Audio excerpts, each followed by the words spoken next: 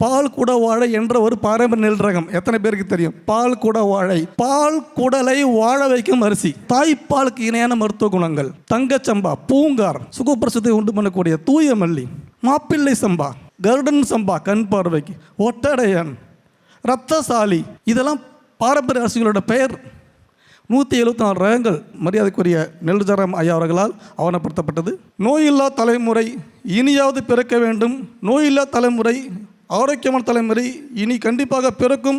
பாரம்பரிய நெல் ரகங்களிலும் பாரம்பரிய சிறுதானியங்களிலும் உள்ள மருத்துவ குணங்களுக்கு அடிப்படை காரணமான உயிராற்றல் மூலக்கூறுகள் என்ற ஒரு ஒற்றை வரியை நீங்கள் அனைவரும் மனதில் கொண்டு இயற்கை விவசாயத்தை ஆதரியுங்கள், விவசாயிகளுக்கு வாழ்வழியுங்கள். நன்றி நன்றி நன்றி.